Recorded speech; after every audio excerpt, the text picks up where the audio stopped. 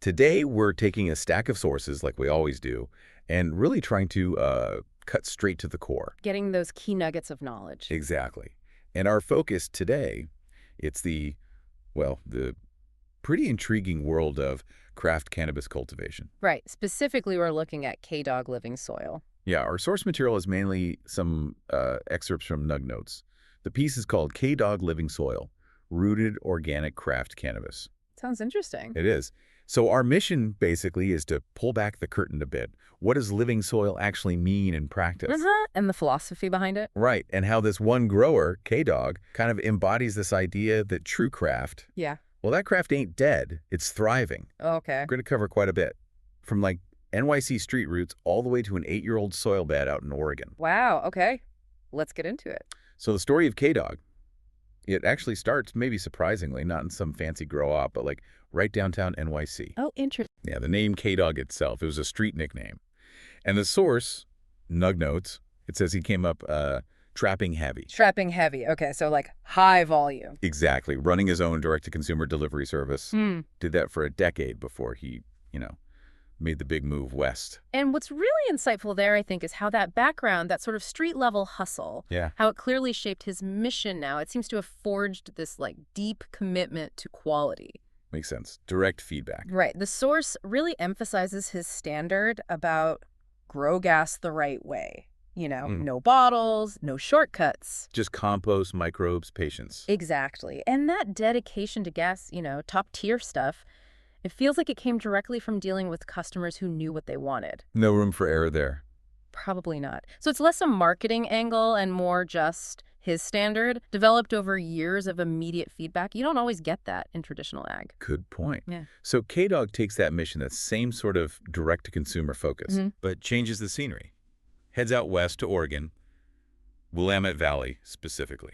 But with the same commitment intact. That's the story. Unwavering. Okay, now let's dig into the method itself, the core of KDogLivingSoil. This is where it gets really interesting a bit. It does. The claim is pretty bold, kind of goes against the grain. 8 years deep. 8 years. Yeah. The source says every single run, every harvest, comes from this regenerative, closed-loop, no-till living soil. Closed loop, okay. And get this, some of the actual soil beds, they've been going for 8 years straight. 8 years strong. That's significant. Continuously building that soil life without disturbing it. Exactly. So when the source calls it no-till, no-nonsense, and small batch, water-only living soil. Right.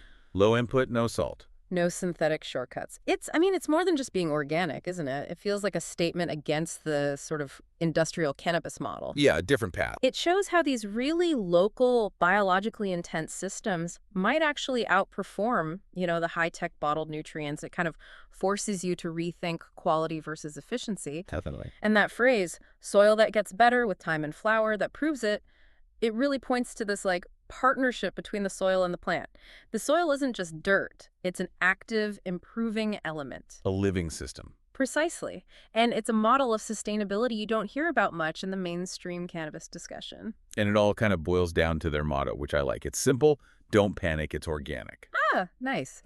Simple and direct. So, okay, all this effort, this focus on the soil, the process, what's the payoff? Right. What about the actual end product? Right. What does it taste like? Smell like? Well, the source says the result is gas you can taste. Describes the smoke as clean and speaks loud. Okay, speaks loud. I like that. Yeah, and it promises full-body terps, never compromised. Full-body terps. That's a key claim. And the strain lineup sounds pretty serious, too. Donny, Double Burger, Spritzer, Z, Tahoe OG, Grape Gas, Melon Fizz. A solid list. But this brings up a question maybe for you listening. How does this living soil method specifically lead to those qualities, like full-body terps and a clean smoke?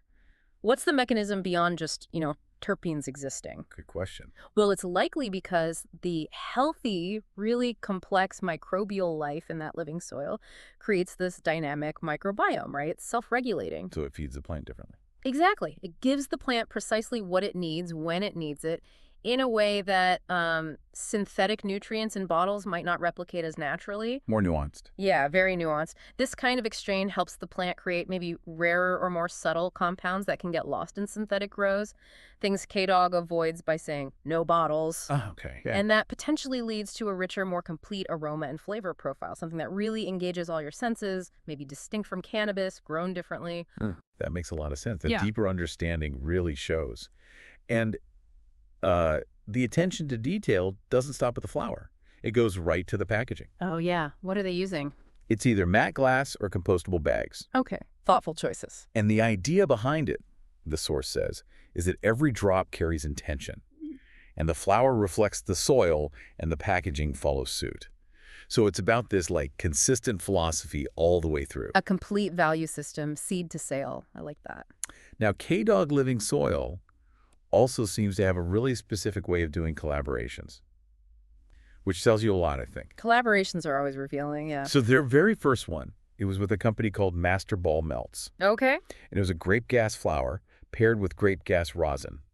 But get this, made from the exact same plants. Oh, wow. Okay, that's cool. True single source. Exactly. And the source notes say KDog has done 8+ collabs deep with Master Ball Malts. Yeah. And explicitly states he's the only one KDogLivingSoil washes with. The only one. Oh, yeah. That says a lot. It's not just loyalty. It's deep trust. Shared values, probably. Totally. And they've also worked with legendary roller skirt doinks. Okay. But notes they've only done 3 collabs there. So, again, super selective. Highly selective. And apparently they're also locked in with Motagal and Bottega Fruta. So what's really insightful about this, looking at these specific, very limited but deep collaborations, is what it says about KDog's brand values, that commitment to authenticity. Right. I mean, in an industry where you see tons of quick one-off partnerships, this approach, only using Master Ball Melts for washes, that's strategic. Definitely intentional. It screams exclusivity. Quality control. It builds this really strong brand story that's, frankly, hard for others to copy. It kind of defines craft in practice, doesn't it? Prioritizing relationships and a shared philosophy over just chasing trends. Yeah, absolutely. And their online presence mirrors that same vibe. It's described as online off-grid. Okay, what does that mean? Well, the source highlights no gimmicks, no bots. Refreshing. Yeah. Instead, their feed is apparently a grow log, a terp journal, and a quiet flex on synthetic hype.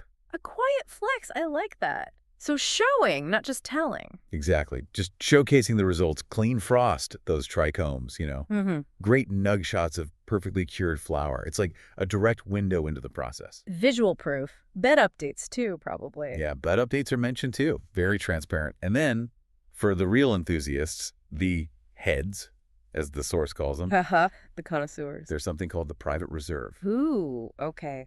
Tell me more. It's a new, smaller grow room, specifically dialed for personal favorites, limited drops. Nice. Built for those really discerning folks offering something, quote, next level, even beyond their standard matte jars. Okay, so that really ties everything together, doesn't it? When you connect all these pieces, the soil, the product itself, the super selective collabs, even this private reserve, it really is the living proof of that idea. Craft ain't dead. It feels like it. KDogLivingSoil seems to embody that with, like the source says, no middleman, no mystery. Just one grower, one method. And living soil that speaks for itself. That level of transparency, that singular focus on one method, letting the product do the talking, that's significant. In any field, really. Especially this one sometimes. Especially this one. It's all about patience, process, purity. It proves that slow, intentional work can absolutely win. And that brings us to their final mantra, their sign-off. Grow clean, stay grounded, cold dog out. Simple, powerful. So yeah, that was our deep dive into KDogLivingSoil. We kind of traced that journey, right, from NYC streets to the Willamette Valley. Yeah, exploring how one grower really embodies authenticity, sticking to organic principles, and just incredible patience in their craft. It's quite the story. It really is, and it brings up an important question, I think, for you listening. Okay. What part of that story, the deep roots, the authentic no shortcuts process, what aspect of that resonates most with you? It doesn't have to be about cannabis, it could be any field. And maybe, how could you apply that same philosophy, that idea of building something truly excellent, not just fast or mass-produced? How could you apply that to something you're passionate about? That's a great question to leave people with. Something to chew on. Hopefully. Well, thank you for joining us on this deep dive. Thanks for listening.